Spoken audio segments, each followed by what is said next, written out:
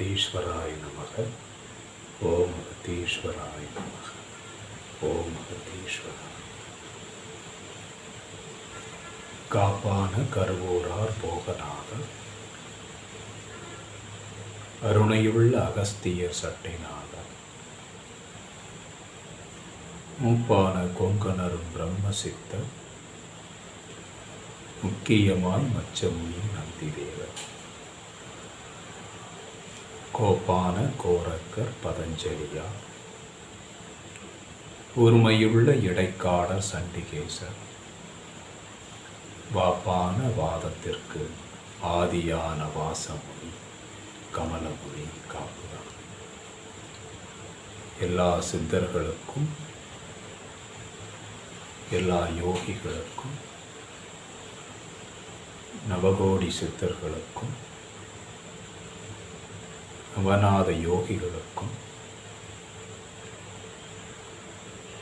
மகரிஷிகளுக்கும் மகரிஷிகளுக்கும்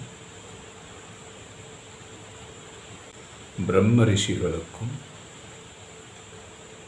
ஆதி சத்குருநாதர் அகஸ்தியருக்கும் ஞானகுரு சுப்பிரமணியருக்கும் ஆதிகுரு சிவனுக்கும் ஆதிசக்தியான பிரபஞ்ச சக்திக்கும் சிரம் தாழ்த்தி வணங்கி போகிறோம்.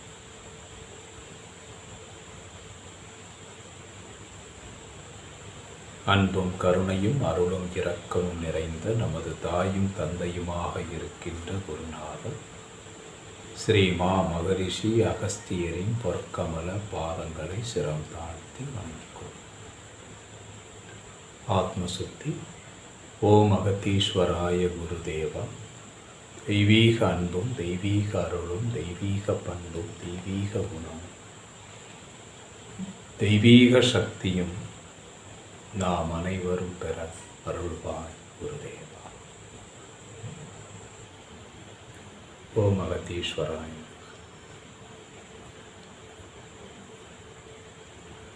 இன்னைக்கு நமது குருநாதருடைய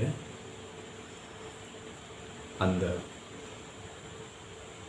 பரிபூரண ஞானம் சொல்லக்கூடிய இதிலிருந்து தொடர்ந்து பார்க்கலாம். இன்னைக்கு பரம குருவை எப்படி தியானம் பண்ணணும், நம்முடைய குருநாதர் சொல்லக்கூடிய பரம குருவை நம்ம தியானிக்கிறது எப்படி தியானம் பண்ணணும் அப்படிங்கிற சொல்கிறார். பார்க்கையிலே பரமகுரு தியானம் கேளு, பக்குவமாய் சொல்கிறேன் புத்தியாக, இயற்கையுடனே யாதி காலந்தன்னில் இன்பமுடன் சரீரமதை சுத்தி செய்து. அந்த சரீர சுத்தி என்பது நம்மளுடைய அகம் மட்டும் அல்ல, புற சுத்தி சேர்த்து உடலை சுத்தியோடு வைத்து அந்த நிலையில் நாம் இருந்து அந்த வெளி சுத்தி மட்டும் செய்வது சுத்தி அல்ல. பொதுவாக நமக்கு தெரிந்த சுத்தியெல்லாம் என்ன, வெளி ரீதியான சரீர ரீதியாக செய்யக்கூடிய சுத்தி தான் நமக்கு தெரியும். ஆனால் இங்கே என்ன சொல்கிறாரு, ரொம்ப இயற்கையுடனே, இயற்கைன்னா உங்களுடைய மனம் முழுமையான ஈடுபாடோடு, அந்த மனம் முழுமையான சரணாகதி உணர்வோடு நாம் இன்பமாக நம்ம மகிழ்ச்சியான ஒரு மனநிலையில் இருந்து தான் இந்த சரீர சுத்தி என்று சொல்லக்கூடியதை சுத்தி நிலையில் வச்சுக்கிட்டு மார்க்கபுடன் விபூதி வளமாய் பூசி.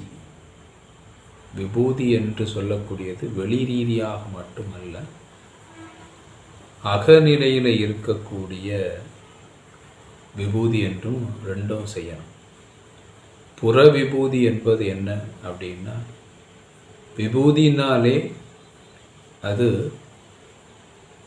எல்லாத்தையும் எரித்து இனி எரிப்பதற்கு என்று ஒரு தன்மை இல்லாமல் பூரணமாக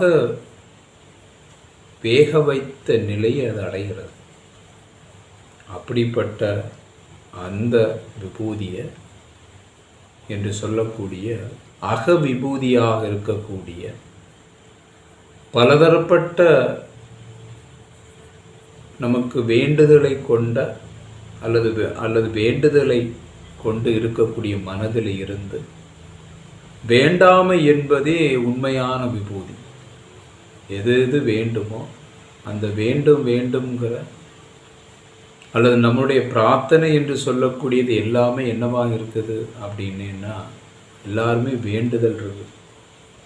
பல விதமான நாம் வேண்டுதல் நீர்நிலைகளில் எல்லாத்தையும் பெரிய ஒரு பட்டியலே வச்சுருக்கோம்.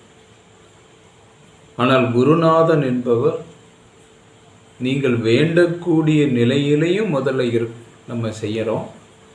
அந்த பூரணமான அந்த பரம குரு நிலையை, பரம் என்று சொல்லக்கூடிய அந்த ஒளி, ஆதி என்று சொல்லக்கூடிய பரம், குரு என்ற ஒளிய நிலையில் தியானத்தில் ஆழமாக நிலையில் நீங்கள் போகணும்னா அப்போ இங்கே எந்த விதமான வேண்டாமை என்ற ஒரு நிலையை தான் அவங்க சொல்கிறது என்ன, அந்த விபூதியை எந்த விதமான ஆசைக்காகவோ அல்லது எந்த விதமான வேண்டுதலும் இல்லாத ஒரு நிலையே விபூதி நிலையில் வளமாய் பூசி அந்த மனநிலையோடு அந்த உணர்வோடு நாம் இருக்கணும்.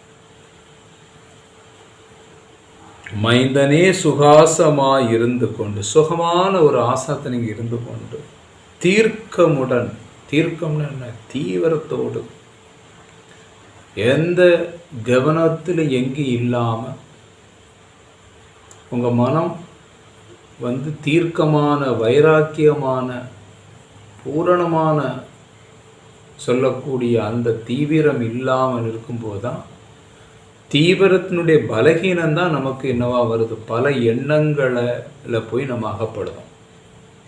இப்போ நான் எனும் அந்த நினைவு தீர்க்கமானால், உறுதியானால், திடமானால், தீவிரமானால், வைராக்கியமானால், அப்படிப்பட்ட நிலையில தான் ஒரு சாதகன் தன்னுடைய தியானத்தை மேற்கொள்ள வைக்கணும். அப்படி ஒரு தீவிரமான நிலையில இருக்கும் போது தான் புருவநடு கமலத்தில் இரண்டு புருவம், இரண்டு கண் இணைந்த அந்த நடுவில் சிவசிவா என்று மனது பூரணமாய் நில்லே. சி என்றால் ஒளி, சிவா என்றால் நாதம். அப்போ நாதமும் ஒளியுமாக இணைந்த நிலையில் மனது என்பது உங்களுடைய நினைவு, உங்களுக்கு உள்ள இருக்கக்கூடிய அந்த ஒளியிலே சிவமும் சிவாவும் இருக்குது. சிவசிவா அப்படின்னா சி என்ற ஒளியும், சிவா என்றால் அது சக்தியை குறிக்கக்கூடிய பெயர். அப்போ சிவசிவா அப்படின்னா நாதமும் ஒளியுமாக இருக்கக்கூடியதிலே நினைவு நிறுத்து. ஏன்னா குரு என்பவர் மகா குருநாதர் எப்படி இருக்கிறார், நாதம் ஒளியுமாக இருக்கிறார். அவருக்குள்ள இருக்கக்கூடிய நாதம் என்ற எங்களுடைய பிரபஞ்சம் என்ற சப்தத்தையும், சி என்ற அந்த ஒளியினுடைய தன்மையும் பேரொளியாக வியாபித்து விரித்து இருக்கக்கூடிய மகா பரம குருவை நாம் அந்த நிலையிலே தான் நம்ம தியானிக்கணும். நில்லாந்த நிலைதனிலே ஒன்றி மைந்தா நிச்சயமாய் லிங்கம் என்று ஒன்று ஓது. லிங்கம் என்று சொல்லக்கூடியது என்ன, உங்களுக்குள்ள அந்த ஓங்கார நாதம் என்று சொல்லக்கூடிய அந்த சி என்று ஒன்றி ஓது. சொல்லாந்தமான குருநாதனுடன், அந்த சொல் என்ற சொல்லக்கூடிய அந்த சொல் என்றாலே அது நாதம் அல்லது சவுண்டுன்னு அர்த்தம். அந்த சவுண்டாக இருக்கக்கூடிய குருநாதனை சுடரொளியாய் இருதயத்தில் தோன்றும் பாரு.